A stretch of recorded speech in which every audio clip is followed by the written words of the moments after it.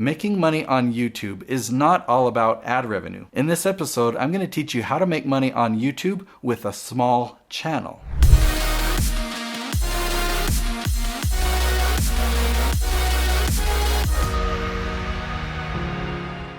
In this episode, I'm going to share with you several examples of channels that I produce that make a lot of money or a lot of revenue from a very small amount of subscribers. And then after those examples, I'll actually break down the strategy and show you how we did it. Most of the conversations around making money on YouTube focus on ad revenue. Well, I've got a story to share with you and comparing two different channels that will paint a different picture. You'll see how ad revenue really can be profitable, but how you can have a much smaller channel backed by a business and make even more revenue. So several years ago, I became friends with Grant Thompson. He has passed away about 18 months ago. He started the channel King of Random. Really fun channel. I highly recommend you check it out. It is carried on, continuing his legacy. Now, we were having a conversation one time with myself, Grant, and Kris Krohn, because I was the producer for the Kris Krohn channel. Now, at the time, Grant's channel, the King of Random, had 10 million subscribers. Okay, that's a big channel. The Kris Krohn channel had 300,000 subscribers. So that's a big channel, but it's very small compared to this channel. Now, Grant shared that the revenue that he made combined from AdSense and sponsorships on the King of Random channel was making about $300,000 per month. So that's a nice channel, 10 million subscribers, and between AdSense and sponsorships, about $300,000 every month. Are you wondering what I'm gonna write for the Kris Krohn channel? Kris Krohn's channel was bringing in $600,000 per month at that time. So that's a big difference. And why is there such a big difference? How come this is more? It's a fraction of the size, but yet it made double the revenue each month. Well, this channel was backed by a business. The ad revenue was nothing close to this on the Kris Krohn channel. The biggest month of ad revenue here was $18,000. Its average was about $10,000 per month. So the other $590,000 came from sales and Kris Krohn's business. He teaches real estate investing, he sells courses, he puts on programs, he provides coaching. That's where that revenue came from, but all the leads for this revenue came from the YouTube channel. Now, all the channels that I produce focus on generating leads. We focus on business revenue. The ad revenue is just icing on the cake. Even for the Kris Krohn channel, we didn't even plan on the ad revenue becoming significant. We had a huge period of growth on the channel, and the ad revenue went from 800 to 18,000 in that 1 month, and we were like, oh, maybe this can become something significant. But it really averaged out to about $10,000 a month, where the business revenue continued to grow and grow as we fine-tuned the sales funnel. Now, I produce about 20 different YouTube channels, and on average, the ad revenue for these how-to channels is about $2,000 or $3,000 a month. If your focus is on ad revenue, then you really need to have millions of subscribers and get millions and millions of views. If you get millions of views, then you'll make thousands of dollars. But on the business side, you can actually get hundreds of views and still make thousands of dollars. So in summary, if you have a business behind your channel, you can make a lot more revenue on a much smaller channel. Now, a lot of people come to me and say, Nate, I want you to produce my channel. I've got an idea for a business. I can't take on those clients. You know why? Okay, let's break it down. There are 3 areas of business. First, you need traffic. Then you need sales and conversion to convert that traffic or those leads into customers.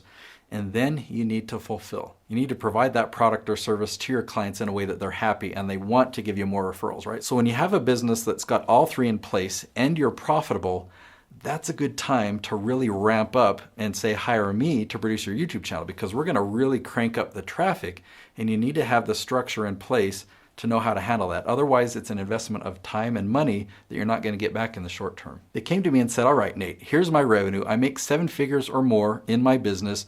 What can I expect from this type of YouTube strategy? Well, when they've already got all 3 in place and that's generating them 7 figures, they've crossed that 7-figure barrier, then I'm very confident that within 12 to 18 months, I can help them generate an additional 7 figures of revenue. But on the other hand, if you don't have all 3 in place and you're not consistently making revenue in your business, we could do the exact same strategy and you'll build a following, but you're probably going to be in the negative for several years.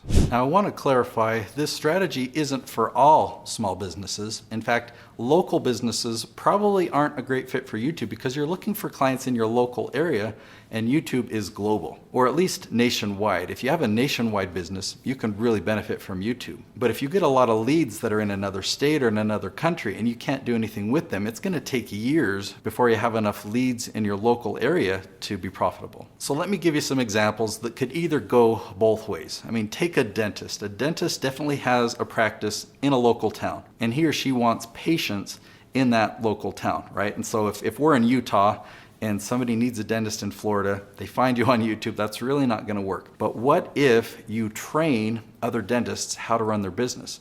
That could be something where you could have a nationwide or a global audience. You could create a course. Maybe there's a course that you sell training these dentists. Or maybe it's even bigger reach than that. Maybe you're teaching people how to take better care of their teeth. You could make a lot of videos on YouTube that would have a nationwide and global reach, teaching people these things. So as we continue talking about this strategy, that's something that you'll really want to iron out in your mind, is like, is this strategy really a good fit for my business? Do I want nationwide or global customers? Or if I only focus on local now, do I want to change my business so that I can handle all of that? This strategy is the best fit for expert businesses like coaches, speakers, authors, course creators, people who put on events and training, consulting. I think you get the idea. If you run this type of business, and if you've made it past that 7-figure mark, then you and I need to have a one-on-one conversation. I've helped dozens of businesses transform their lead generation with YouTube. One client I'm working with right now is generating 4,000 leads per month just from organic YouTube traffic. Now look, that doesn't happen immediately, but I started working with this client 1 year ago and she was generating 0 leads from YouTube. Now it's between 4,000 and 5,000 leads per month from the channel. So here is the secret strategy. Answer people's questions. It really is that simple. Okay, there's more to it than that, and I'll go into a little bit more detail on this strategy. In fact, I'll link to another episode right here where I go into great depth. Okay, that episode is called How to Get 1,000 Subscribers on YouTube in a Day. So watch that episode to learn that strategy in depth, and here it is in a nutshell. So right now, somewhere on this planet, there are actually thousands of people typing in questions on Google and YouTube. Okay, you're the perfect person to answer those questions. You know the answer, you've got this expertise, right? But they don't know that you exist yet. So what we do is we start out with keyword research and we find the questions that they're asking, and now we have the titles. Doesn't that sound awesome? We already know what the titles of the videos are going to be just by doing this keyword research. We make videos that answer those questions, and now when we put these videos on YouTube, they have a built-in marketing strategy. They have a built-in audience that's automatically going to be drawn to these videos. So if you follow this formula, all of these people that are searching for you around the world will actually find you and they'll see you as their hero. Now, because this audience is so focused, people that are searching exactly for you, you don't need millions of views, you just need dozens, and you will generate leads for your business. The last step is to offer them a free gift so they can enter your sales funnel. They came to your video to get the answer to their question and they got it. Then at the end of the video, it's like, hey, now that you've learned the answer to this question, I want you to learn this concept even deeper, and here's a free gift that will help you do that and really accomplish X, Y, and Z. Go ahead and click the link below. So you gave them value and they appreciated it. Now you're offering them more value, and they haven't been sold to at all along this journey. When they go to your website, they expect to learn about your programs or your services or your products. So you don't need to do sales on your YouTube channel. The sales will happen on your website, and this lead magnet or this call to action to get this free gift, that's the bridge between the channel and your website or your landing pages. Now that you've caught the vision of the difference between push and pull marketing, I have a 5-ingredient formula that I want to share with you. I've recorded another episode. You can either click on it here or up here. The episode is How to Get 1,000 Subscribers a Day on YouTube.